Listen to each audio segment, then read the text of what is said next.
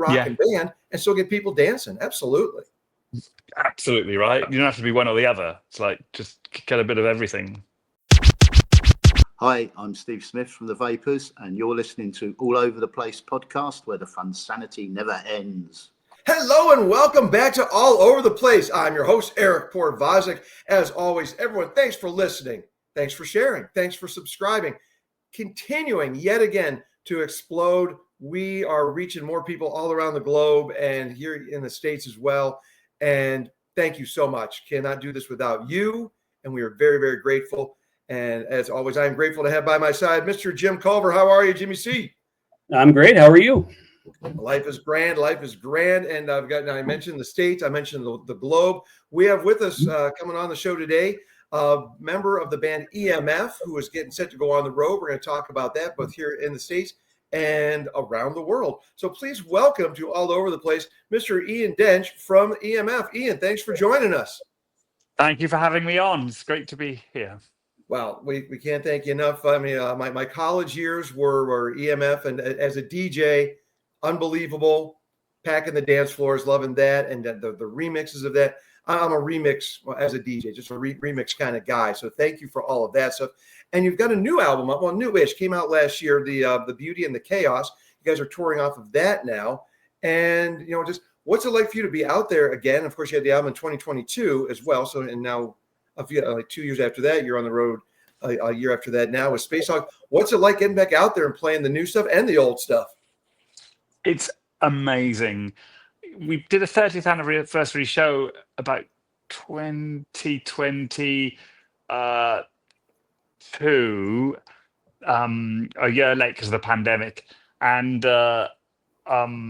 we went out, we hadn't played for a long time when we went out there, and the audience sang all the words to all the songs. And we were kind of like, we were just a bit taken aback, and we're like, wow, there's some love out there for us. And so we got to give some love back. And so we've been out playing ever since.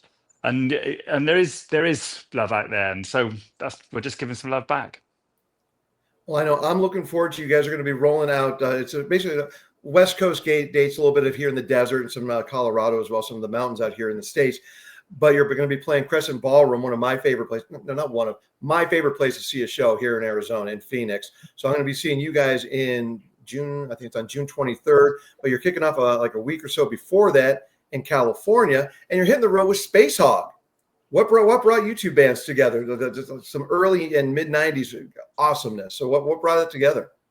Well, I feel like maybe they're doing the same thing as us. They're reliving the good times, and the 90s were the good times, and they're out on the road, and it's a good chance to join forces and get out there and give people good value for money. Two bands on a great bill, and give people a really good night out. And Jim, of course, those are the college years for me. Jim, you're the high schooler in the 90s. And high school years for me. I'm going to throw it over to you right now. Well, yeah. I mean, what's the obviously as someone who's got very much into the '90s tunes in high school, I'm real excited to hear EMF and Spacehog, two of my favorite '90s bands, coming back together. Definitely check you guys out when you come up to Seattle. And what's kind of the fan reception been like so far for this tour, or is it still upcoming? Well, it's still upcoming, but in the UK, the fan reception's been brilliant. We've been out this weekend playing some old tunes and some new tunes, and people are loving it. A really interesting thing is that we played in Birmingham in the original Birmingham in the UK, and I went out to chat to some fans, and most of our fans are of a certain age because, of course, when we were teens in the 90s, we've grown up a bit since then, and so I chatted to some of these people, and they bought their teenage. I spoke to 5 people in a row that had bought their teenage kids with them, and these days, I don't know whether this is true in the States as well, but in the UK, the teenagers are into DJs and solo artists and producers and less into bands, and so I speak to them afterwards, and the kids are blown away, because they don't get to see a really great rocking live band. And even though I say so myself, we're a great rocking live band, and and the kids are blown away, and it's always lovely to feel like you're bringing something to a new generation. And so that's been a great feature of the gigs we've been playing in the UK. So bring your teenage kids to the dates in the States, please. Yeah, I have a teenager, and yeah, what you say is very much true for him. He's more into DJs and individual artists rather than bands, but he knows the music. He's heard it all. Of course, we always play it for him on our music, or our bands, or excuse me, right. We need to educate the next generation, right? Don't we? Absolutely, we need yeah. So yeah, he's heard it all and he knows it. He just doesn't always know the bands. But once you get the teenagers turned on to that kind of stuff, they're into it completely. So it's just bridging that divide. But that's great to hear. And yeah, if and when you guys come up to Seattle, I'll definitely see if I can get us tickets up there and take them. Totally, with that, yeah. Please, we'd love to sort you out some tickets and bring your kids. And it was funny, Eric. You mentioned the remixes, and so did you used to play the Africa Bambaataa remix of Unbelievable? This is not the first time this has happened on the show, folks. I'm giving out a bye because I very specifically wanted to bring up that Africa Bambaataa remix of Unbelievable, because of course, Africa Bambaataa, for those of us who were growing up in Ohio, didn't know too much about the hip hop scene until things come around with MTV, and I bridging the British gap with some of your influences, I'm sure, with Johnny Lydon and Johnny Rotten. So when Johnny Lydon got together for Time Zone World Destruction with Africa Bambaataa, that opened my mind up to him. So when I saw he did a remix for you guys, I'm like, I'm dropping that one. I'm spinning that one when we get to hit the parties, definitely. Right. You were talking about mashups as well. I mean, don't you love it when people put really interesting things together? I mean, it's a wonderful thing. And like you said, Africa Bambaataa and Johnny Lydon. I mean, how ace is that? And I mean, and to some extent, EMF sound is about putting things together. I mean, it's interesting you talk about discovering the hip hop thing. I mean, we grew up listening to the English indie bands like the Smiths and Echo and the Bunnymen, and then in the clubs where we went, they started playing Public Enemy and De La Soul, and we just loved those hip hop beats. So we just sort of ended up putting them together. And Unbelievable is that. Unbelievable is like indie guitars with a hip hop beat, and so we're all about mashup. It's like bringing those good things you love together, the dance floor stuff, the rock stuff, bring it together, and with some killer songs. The shoegazers are going to hate me, but I prefer Jesus and Mary Chain's Automatic over Darklands and any day of the week. I love all of Jesus and Mary Chain, but Automatic was the one that kicked me in the head. Said, yeah, well, because what was it? Sidewalking was my one of my first really loved films. And you hear that, I mean, and you guys were the next logical progression from that. So just getting people on the dance floor and realizing what NXS also realized. You can be a rocking band and still get people dancing. Absolutely right. That's what you can't. You don't have to be one or the other. It's like just get a bit of everything. Got to have groove. You got to have groove with it while you're rocking out. You can do it. It happens. You got to have groove while you're rocking out. Amen to that. You can't fake the funk on the nasty dunk, something like that. I think it was a basketball commercial, but yeah. I love that. So, what's it like? Also, then, Eddie, because you've been playing the songs from the Beauty and the Chaos for a little over a year now. And so what's it like with the fan response as you're incorporating those new songs into the mix?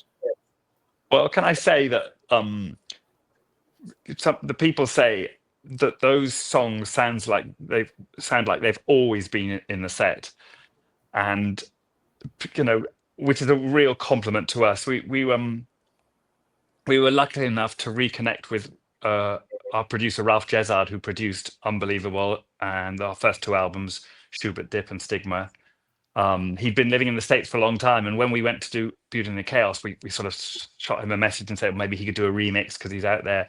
And it turns out he'd moved back to the UK and was literally around the corner from my studio. And so we got together again and completed that album. And sadly, it's the last thing he ever did. Sadly, he died recently. He had cancer, and so for us, that album is a really special thing, but it does have the classic EMF sound.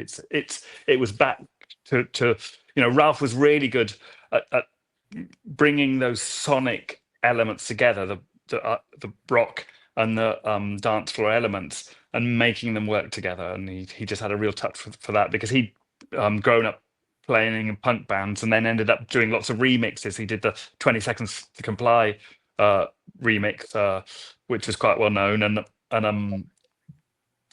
so that was really special to have done that with him before he sadly passed. But I think because of that, people say the songs from the Beauty and the Chaos are like, they could have come off Schubert Dip or Stigma, and there's three in particular that are in the set that just work really, really well. One is Hello People, the first track on the album. Then there's a song called Lasers, which is a great party song. Reach for the lasers, like you're on the dance floor. And then the third one, which is probably James and I say it's the best song we've ever written. And it's a song called "The Day the Music Died," about what standing up for what you believe in. And when you're young and you think everything's going wrong, music brings you to renews your faith in life, and I think it's a wonderful song, and that goes down as Storm live. So come see us play that one. I do like this album is just chock full of that great classic sound, and from start to finish, I can't think of one song that I would not want to hear live. And I noticed one going earlier this year when we had Steve on from the Vapors. I kind of strongly hinted that Decompression was my favorite song. So I'm gonna, and I've noticed that they put that in their sets now. So hopefully when I see them in a couple of months when they're here in the States, I'll get to hear Decompression when they're playing a shortened set on the festival circuit. But I'm gonna plant the seed now, Ian, and see where it goes in the next month before I see you guys. Red Flags, maybe we can see, maybe we can hear that one. I don't know. I'm just throwing it out there okay. for EMF to do with what they will. So if you hear someone in Phoenix yelling for that, it's this guy. So you'll know it's me now. You got to come and say hello. We always go out to the merch stand and say hi to people, and well, hopefully Ray will sort you out with a pass, and we can meet up and let's see what we can do. I'm going to pass that on to the band and see what the committee says. I threw it out there to Steve, and the Vapors put it in their set. So whether that's me or not, I don't know. I won't. But there's two excellent bars, both in the front and the back at Crescent Ballroom. So we'll figure something out over a shot, maybe. Good. So we'll get it done. So and as you're hitting the road, just you mentioned earlier with Spacehog, and as you get out there on the road, and you're reliving the glory days. What are some of the differences that you're finding that you're a little wiser, perhaps, just hitting the road differently? Well, I tell you what, the rider, the food and drinks we request backstage has changed a great deal. I mean, back in the day, there was always a bottle of Jack on there, and we were more interested in getting the beers and the wines on there. And these days, we have to have some oat milk and some vegan snacks, and I think that says everything. And we're all a bit older, a bit wiser, and a little healthier. But we can still rock it on stage. See, that's the important part, because you are a little older and a little wiser. You're able to rejuvenate the body a little bit more. So in the immortal words of Mr. Halford, you don't have to be old to be wise, but when you are a little bit older, it does come in handy. It certainly does. It certainly does.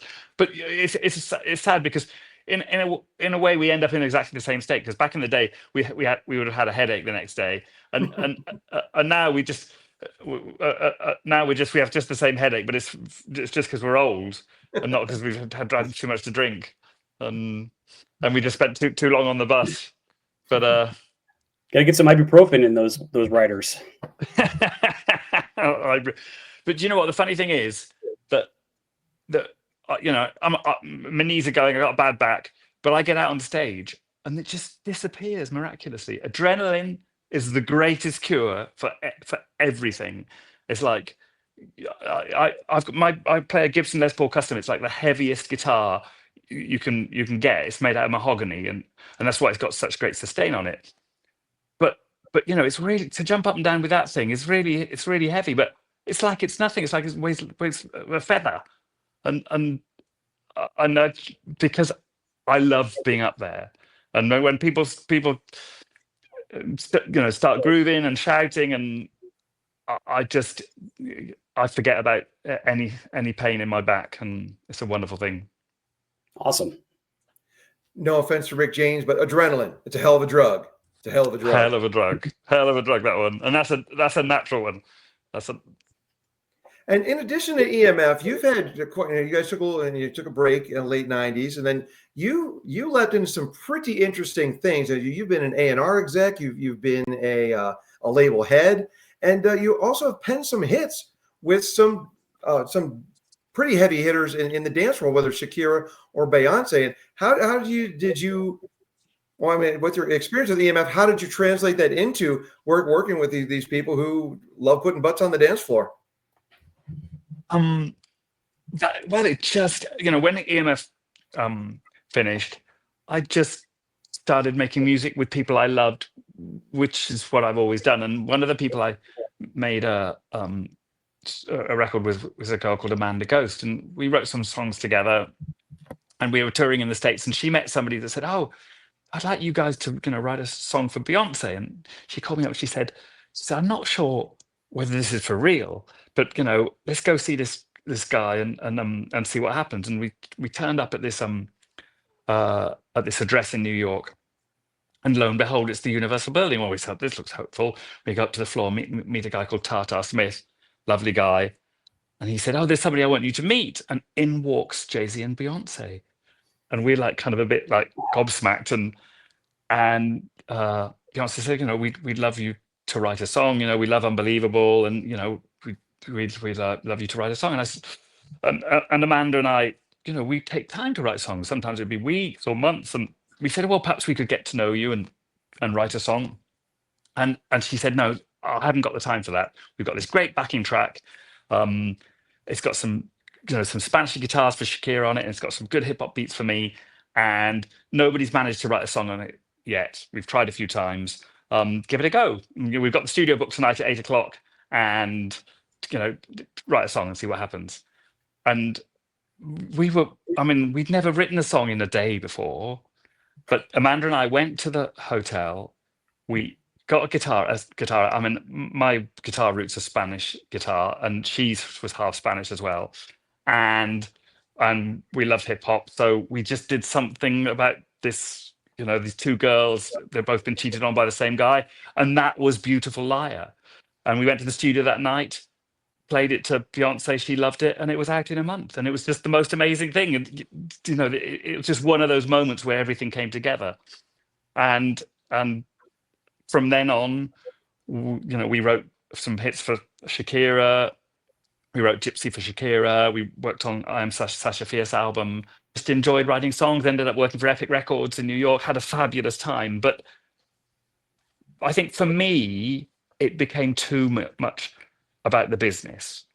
And I think for me, EMF was always about the music and about James and I. And I think, and the chemistry that we had in writing it, I just missed it. And the writing hit songs, wonderful as that is, it became too much of a rat race. And all the time, you got to write a hit song, you got to write a hit song. And that's not why I write music. That's not why I write songs. I want to connect with people and say something about my life. And the person I love doing that most with is James from EMF. And I think we just, that's why I sort of came back to the UK and started doing that again.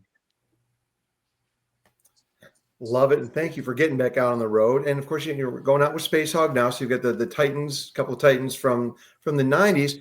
And I joked earlier about the EDM crowd. It's hard to get them away from the DJ thing and that aspect. But are there any bands out there that once you finish this tour now with the '90s combination?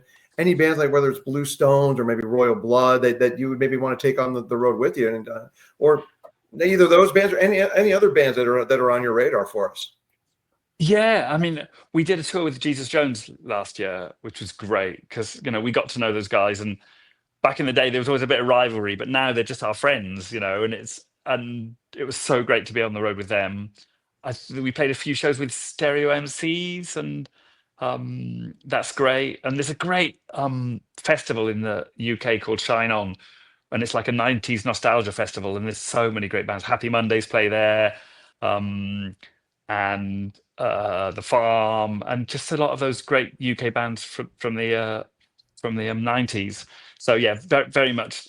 There's a sort of whole group of bands, and we're all mates now, and it's lovely to be out with those. So any of those guys, Carter, the Unstoppable Sex Machine, we love those guys. Pop Will Eat Itself. I'd be happy to tour with any of those. I know. Let me twist the question around a little bit. How much influence are you hearing in bands like the Blue Stones, who are incorporating the rock with the dance, or Royal Blood, or anything like that? The thing that you've passed down to the next generation of bands who do like to get out there with guitars and drums. Wow! I love it that you think there's some influence there in Royal Blood. I mean, yeah. I mean, my own son, who loves making music, is always quoting 90s bands, and I'm just trying to think. Yeah, there's a do you know about a band called Yard Act? I do not. That was hang on, though. I'm writing that one down. Yeah, check them out. They do this great song called "We Write Hits," and they're a young band, and I listen to them and I think, yeah, I think there might be a bit of influence in there somewhere, because they sort of use grooves and guitars, and it's nice to think that maybe we've had some influence on younger generations, and I think also people in the music industry, just there's not so much definition. When I was younger, music was very tribal. You either listened to like heavy rock, or you listen to pop or punk or mod, and I feel like now there's definitely bands that mix it all up. It's all out there for the taking, and you just put a bit of everything in it. I tell you, I mean, Imagine Dragons definitely have a little bit of that, those guitars and those hip hop beats. Definitely. I mean, that's something that's gone really mainstream and they've really made it work. So yeah, hey, it's nice to feel part of the progression of music, and you hand the baton down to somebody else, and they take it to new heights, and yeah, there's all sorts of things. And you, okay, I've given you Yard Act. Give me something good in the States that's happening that I might not have heard of. Well, you've probably heard of him, and they just released a new song in the last couple of days. But I am a huge, huge, huge fan of it. And he's just dropped the WVH. He's been brought up on the show before. I love Wolfgang Van Halen and his Mammoth project. He is his father's son. And the nice thing I think about him is, obviously he's a Van Halen, is in the genes with guitar. But he brings. It's not just, you don't hear a Van Halen influence with him. You hear more of like an Alice in Chains, or Collective Soul with a melody and things like that. So that's my big one right now. Is I just can't get enough of Mammoth. Yeah, I'm going to check him out. Thank you for that. And I was also in digging through your bio. You were in your high school years, or university, I think, as you call it over there in the UK. You did something that kind of rubbed your headmasters the wrong way. You wanted to be the person who was known for writing one of the 100 greatest rock licks of all time. And I don't know if it's popped up on any guitar licks, but you are the man behind a #1 hit on the Billboard Hot 100.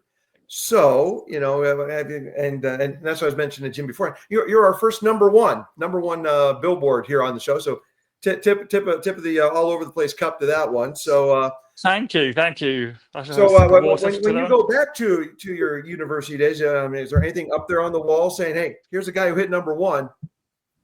I've got the platinum disc from the US sales of the Schubert Dip album up there somewhere on my wall. Yeah, do you take that into the school and say, haha, yeah, 100 greatest riffs, number one. Yeah. Do you know what?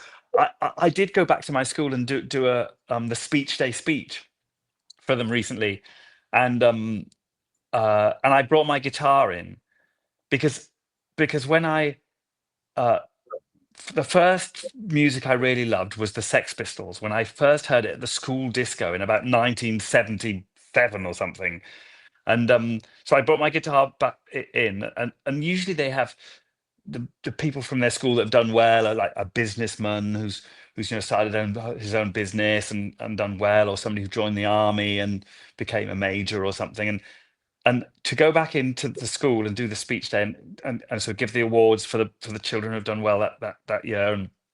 But I took my guitar in and I played Pretty Vacant from the Sex Pistols and told them about that day that I went to the school disco and rocked out. And I don't think they knew what hit them. But it was great. It was a really great to the kids loved it. And we just spoke about, your dreams when you're at school and how to make something happen. But yeah, the thing you're referring to is because I won a prize when I was at school, and they give you a book token and they say you can choose a book, and people usually choose like Shakespeare or something like that. And I chose like the 100 best guitar riffs of from 1970, well, when did like 1979 or something, and so it's sort of lovely. There's a full circle moment when eventually I managed to get on that list, the BBC's top 100 guitar riffs of all time, and so it was a lovely full circle moment.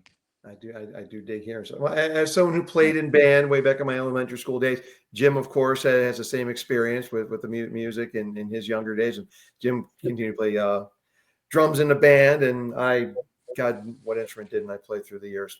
But yeah, so right, you got to keep it going. You got to keep it going, guys. I've got a bunch of harmonicas over here. I got a guitar, and we see the imitation Les Paul. And I've got my the accordion, which will get broken out at some point and learned. But lovely. Do you want to see my disc? Can I show you my disc? Yeah. Hey, walk in and talk. And as you're taking us on a tour through the house, there, I wanted to, just you mentioned the Sex Pistols being an influence, and of course, you guys have done EMF's done a couple of I'm talking about from one end of the spectrum to the next, doing an Iggy and the Stooges, Seek and Destroy, and then Neil Diamond, I'm a Believer, or the Monkees, however you want to look at it. Neil's the writer, but so when you guys are getting together, what formula, or do you have a formula? Just say like a guy brings to the band, I'd like to do this one, or like what's the decision making process like when you guys come up with covers? No, that's a good question. Well, I'll tell you what we did recently that was really fun was we did a tour of the UK, and we did a song for every place that we played that had some relevance for the place. So the first song was It's Not Unusual, because we played in Cardiff, and Tom Jones has sung Unbelievable in Vegas when he was doing his show in Vegas. So we thought we'd pay him back by doing It's Not Unusual. Then we did Ever Fallen in Love by the Buzzcocks in Manchester. We did Into the Valley by the Skids when we played in Glasgow. That classic one. We did I Predict a Riot in Leeds. And when we went to Nottingham, we played Just Can't Get Enough by Depeche Mode. Because that's the theme for the Nottingham Football Club. That's their anthem, and that went down a storm and has been in the set ever since. So I see that's become a set list standard for you guys. That's very cool. Well, yeah, we do it for an encore. If people are enjoying themselves, and we're sort of for a real party song at the end. So yeah, you feel like a song has got to have some relevance. Well, when you choose it. And then we've also been doing a 90s medley in the middle of the Reach for the Lasers song, because it's about loving, remembering the dance floor and reaching for the lasers. But we were just talking about we got to choose some dance songs from the 90s that are relevant in the States, because the ones in the UK will be slightly different.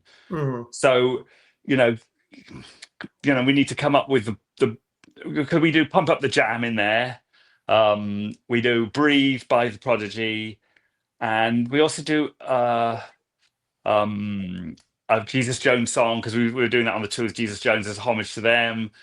But we got to come up with some more big 90s hits. I wonder, was Insomnia a big hit in the States?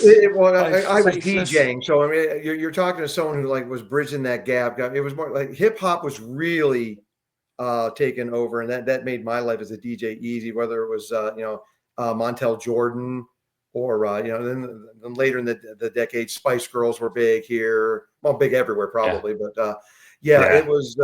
But no, I like that you're throwing Prodigy in there. I've been on a Prodigy kick lately, so yeah, Breathe. I've been cranking Breathe lately, so love it. Oh, great band, great band. You know, I'm a baseball coach, so I tell the kids, smack my pitch up. Yeah, that's slightly more PC than their version, right? Yeah, well, I only did it once, and I'm like, I wonder which parent heard that and might complain about that. I'm going to put that one back on. Kids may not get that reference, but their parents probably did. Yeah, right. Okay, so this is my platinum disc for 3. Unfortunately, the thing's fallen out of it. It's been hanging on that wall for a long old time. That's there for 1 million copies of the album Schubert Dip, which is wonderful. But can I show you something else here while I'm here? Absolutely. This is your show, Ian. We're here to, we're spotlighting you. And just another the cup here. That's just a number one, man. That kudos. And I know 30 years down the road, but that's awesome, man. I'm glad you got to show us that. Thank you. Well, I'm happy to. You want to be careful opening the floodgates. Now you'll have me banging down forever. the SP. Oh, there we go. Yeah. But this one is a special one. So this was given to me by Robbie Krieger of The Doors. It says, to Ian, you're unbelievable. Good luck, Robbie Krieger, The Doors. Beautiful. Because I had an endorsement from Gibson, and they said to me, "Oh, who's your favorite guitarist?" And I said, "Well, it was Robbie Krieger, because I used to work out all his solos, and he was very influential on me." And then they came to the Gibson people came to the LA show, and they said, "Oh, there's somebody we want you to meet." And there was Robbie Krieger, and he had that guitar, and he gave me the guitar. And there's a photograph of me and Robbie Krieger, and I'm like this. Understandable. Talk, right? I don't know whether you've met any of your heroes, but I couldn't, and I was such an idiot. I mean, I just stood there like a fool, and I think, talking of older and wiser, Robbie, if you're out there, please come to the LA show, and I can talk to you properly this time, and say, hey, why don't I come by and we can play some guitar together? It just couldn't come out of my mouth. I don't know. Sorry, Robbie. Well, I've been there, done it. When I worked at Disney, I was fortunate enough to sit in on some recordings, some voiceover sessions, and I did my best to keep the jaw off the floor with things. So I get it. Well, but I'm glad you brought up I'm glad you brought up Robbie, because here's another band. Jim, this is the second time Robbie has been brought up on the show this year. Another band that they've been around a little while, but they do a killer cover with Robbie of Roadhouse Blues. Check out the band. I would say I love Mammoth a little bit more. Sorry, Josh. Sorry, Chico. But I'm going to recommend them just the same. The Black Moods. Check them out. I think you would dig the Black Moods, and make sure and start with their cover of Roadhouse Blues that they did with Robbie, and make sure you get the extended, like the 6.5 minute version of that one. It's on YouTube. Wow.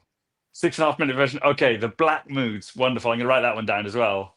Yeah, they're a great live band. And unfortunately, when you're here in June, they have a show going on up in a little bit north of Payson, about an hour or so away from here. So I'll be with you guys, because I'll see them another time. Sorry, Josh. Sorry, Chico. You guys play all the time. I'll see another show. So I'm sorry to pull Eric, but we need him. We need you. That's right. I'll don't worry. I'll be at Crescent Bar. You got me there. And but I mentioned YouTube. So I mean, what's that been like for you? And I'm going to tap into your former music exec head with this one. So there's so much that's changed in the landscape since you guys were breaking it and hitting your number one back in the early 90s. So and you know, both as an artist and as an executive, what do you think about the evolution of music and just now radio has just become all but obsolete, even satellite radio. And now that, you know, it's global and things like social media and YouTube and how that influences and gets music out there. That's a big question, isn't it? That's difficult to answer all in one. I mean, some things about it are good because I guess, you know, people can put their own music out there. But an interesting thing happened when I was working at Epic. When Amanda and I went to work there, we were artists and we were hoping to develop some acts, to find some interesting things and help them make their records and write their songs. But while we were there, the sort of business model of the recording industry changed, and Rob String and the Big Head said to us, okay, we're not going to develop acts anymore. We're going to get some savvy tech kids to look online and look at all the stats of all the acts that are coming through YouTube and all the other portals. And when we see them getting a good response, we're just going to go and write them a check. And as a business model for the record industry, that works better because they had a better idea of whether something was going to work. Whereas before, the A&R people like us would have a hunch. You know, you'd see something that you thought had potential and you would try and develop it. And so what happened was that all that money that was used to be spent on development just went. And I think I myself benefited from that money because I had like 2 record deals before I ever sold a record, and they spent a lot of money trying to develop my act, and it never quite got there. My first band, Apple Mosaic, we had 2 record deals, as I say, and although I didn't manage to make any money for those record companies, sadly, I learned my trade, and they helped me learn my trade, and as a business model before, you know, they'd sign 10 acts like that, and one of them would be a hit, and it would pay for all those other ones. And I was one of the other 9 acts 2 times around, and eventually I became the one act, and paid the money went back into the music industry, and along the way, a lot of people learned, and so many bands I know did that, and there was all that development money in the industry, which is not there anymore. And I think people have to do it themselves or find another way to do it. And I guess people do, but it's really sad. I think perhaps some things got lost. I mean, like Kate Bush was signed when she was 14, and they just let her develop for years, and that just wouldn't happen now. So you just wonder how many Kate Bushes didn't develop because of things are different now. Yeah, I mean, so U2, In Excess, REM, and all of them just all developed the same way. But a Springsteen, his first album didn't, and you know, it's just so different now. But like you said, right, you've got a global audience, and someone in India or or Australia or Japan will know about you. And like for me, I bring this up all the time, but it's MTV opened me up to so many things that I wouldn't have gotten from a Midwestern radio station. So yeah, like I said, the good and the bad, absolutely. Yeah.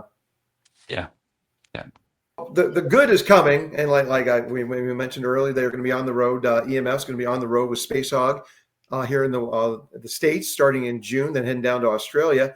And you got to make sure you keep up with Ian and EMF at emf-theband.com, and they're all over the socials: Facebook, X, Instagram, YouTube, TikTok, and you look for them at EMF the band. No dash there, just the dash on the website, but just at EMF the band. And I'm looking forward to June 23rd here at the Crescent Ballroom. And Jim, you've got to check out EMF the band now to find out what the dates are coming up to your neck of the woods. Absolutely, I will be there if I'm available, but I probably will. Well, and Jim, where are you based? I'm up in Seattle.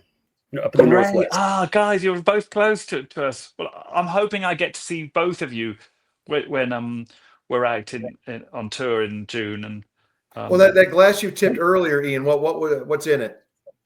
that was just water. That was Well, then I don't know. There's just water in this one. There's sometimes alcohol in here, folks. Not today, but we're keeping a little bit older, wiser, and healthier. So yes, but Ian, thank you so much for joining us here. Ian Dench from EMF.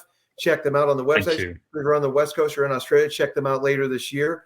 And thanks everybody for always listening, sharing, subscribing, all over the place, where the fun sanity never ends. We'll be back real soon. Take care. Bye.